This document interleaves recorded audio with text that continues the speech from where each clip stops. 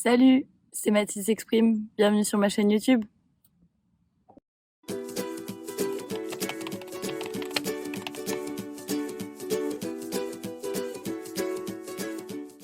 Bon, je pouvais pas lancer ma chaîne YouTube sans vous raconter mon agression. Comme je vous le disais, c'est quelque chose qui a totalement bouleversé ma vie.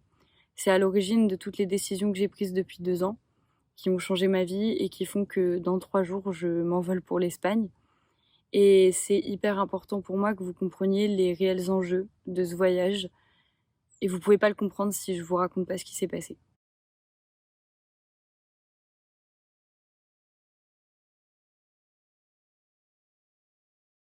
On est donc le 9 septembre 2020, c'est un mercredi soir et à ce moment-là, je suis étudiante en licence de psychologie à Grenoble. On est la veille de la rentrée, avec des copines, on va sortir pour manger un bout et se retrouver dans un parc, le parc de la Caserne de Bonne à Grenoble. En fait, c'est une soirée comme les autres, on se raconte notre été, on essaye d'un peu d'imaginer à quoi va ressembler l'année à venir, on se fait un peu des plans sur la comète. Et on passe une très bonne soirée. À 22h, on décide de rentrer chez nous. À partir de là, il commence à y avoir une atmosphère vachement particulière autour de nous. Et moi, je me sens pas à l'aise, je me sens pas du tout en sécurité. Je cherche absolument une trottinette électrique pour rentrer chez moi le plus vite possible. Sauf que ce soir-là, il y en a aucune de disponible sur Grenoble. Je n'en trouve pas. Et il reste un bus pour rentrer chez moi, c'est la ligne C3. Et je dois rejoindre l'arrêt de bus Marceau Jardin des Vallons. J'ai une petite dizaine de minutes à marcher pour aller jusqu'à l'arrêt de bus. Et sur le trajet, je suis vraiment pas à l'aise. Encore une fois, l'atmosphère, elle est vraiment hyper particulière. Je suis vraiment pas sereine, quoi. Et donc, je vais arriver à l'arrêt de bus, je sais pas, vers 20h15 environ. Le bus arrive dans une vingtaine de minutes. Donc, ce que je vais faire, c'est que je vais m'asseoir sur le banc de l'arrêt de bus, tout simplement. Je suis vraiment pas bien et c'est vraiment hyper bizarre comme ambiance. Et donc là, je me lève et je vais lire le panneau d'information de l'arrêt de bus. Je vais pour retourner m'asseoir. Et quand je me retourne, je le vois. Quand je le vois, j'ai vraiment très très peur parce que son regard, il est hyper malsain, il est hyper froid envers moi.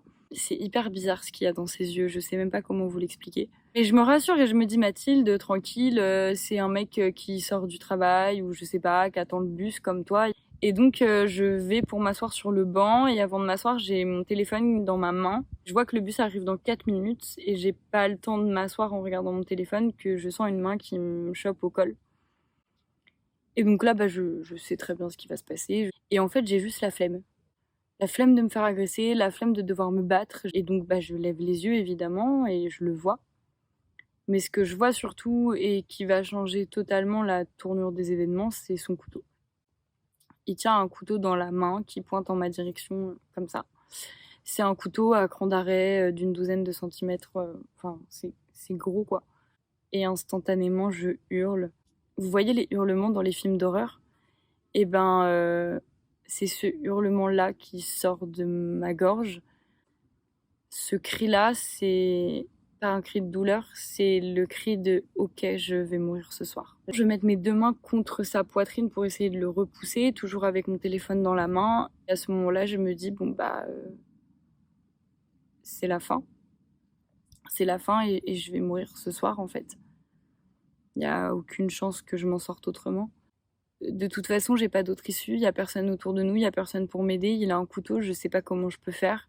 Et une fois que j'ai eu cette pensée-là, je vois mes amis que j'ai quittés juste avant, je pense à mes parents, je pense aussi à mon copain de l'époque qui vient de m'envoyer un message et à tous ceux que j'ai pas envie de quitter en fait. Et à ce moment-là, je suis persuadée que je les reverrai jamais. Et je me dis, ok, je vais mourir ce soir, je vais tenter le tout pour le tout, je vais me battre. Et donc je le repousse encore plus fort et on finit par se retrouver parallèle à l'arrêt de bus. Là, il va y avoir une espèce de joute entre nous où en fait on va avancer d'avant en arrière en se repoussant l'un l'autre. Et c'est là que je m'accroche à cette idée que tant que je vois le couteau, tant que le couteau il est dans mon champ de vision, le couteau n'est pas dans mon corps, donc je ne vais pas mourir. Donc il faut que je m'accroche à ça parce que je veux faire durer la bataille aussi longtemps que possible pour qu'il y ait au moins un témoin qui me voit mourir. Je voulais juste pas mourir seule, en fait. Jusqu'à maintenant, ce cher monsieur ne m'a pas dit un seul mot. C'est ce qui est le plus difficile à comprendre peut-être pour les gens qui m'écoutent. C'est que moi, j'étais persuadée que j'allais mourir parce qu'il ne m'a rien dit. Juste, il a essayé de me planter pendant 1 minute 30. Mais c'est très long, 1 minute 30 en fait.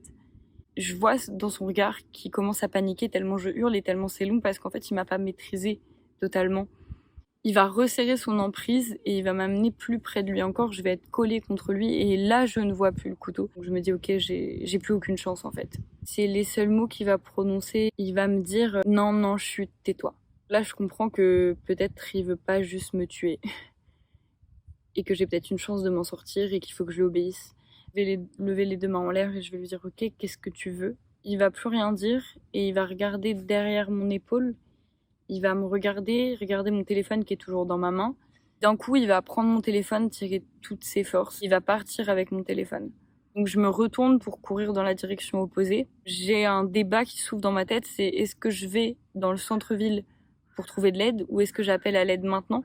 Et j'ai même pas le temps de clore le débat que je vais m'entendre crier au secours. Ce au secours, c'est quelque chose qui reste dans ma tête et qui me hante encore aujourd'hui, parce que c'est la première fois de ma vie et la seule fois, j'espère, que j'utilise cette expression au premier degré pour ce qu'elle veut dire. Il y a une vingtaine de mètres, en fait, il y a un parking souterrain. Il y avait une voiture, en fait, qui était à la sortie de ce parking, arrêtée.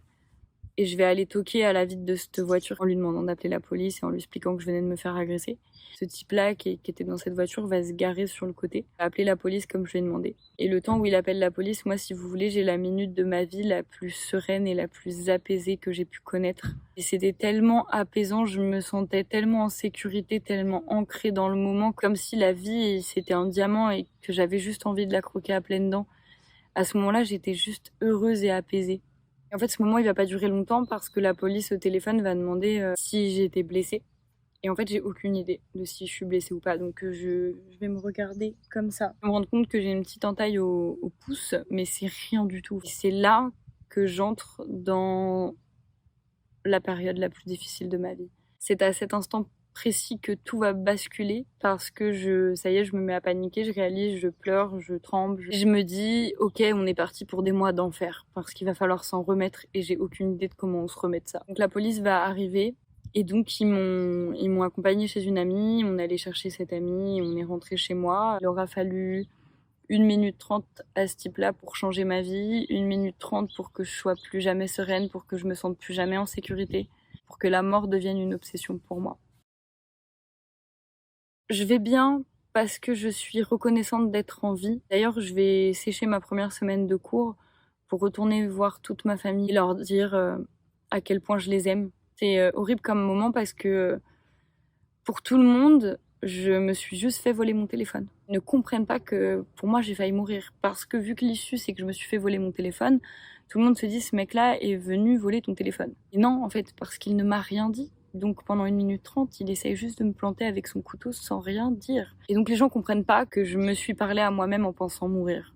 Et c'est ça le vrai traumatisme dans cette histoire. Mais il faut savoir que je suis rentrée dans, je vais dire, une année vraiment très noire où finalement je pouvais plus dormir parce que dès que je fermais les yeux je revivais la scène et du coup avec la fatigue j'étais plus capable de lutter contre mes peurs et de me dire ok, ça m'est arrivé une fois sur 20 ans d'existence. À partir du moment où il faisait nuit, je pouvais plus changer de pièce, je devais regarder sous mes meubles avant d'aller me coucher quand je pouvais aller me coucher. On était encore en plein Covid et il y avait le deuxième confinement, donc il y avait rien qui me poussait à dépasser mes peurs. Si vous voulez, j'avais aucune raison de sortir de chez moi et ça a été vraiment un enfer et des mois de crises d'angoisse et d'insomnie et de peur.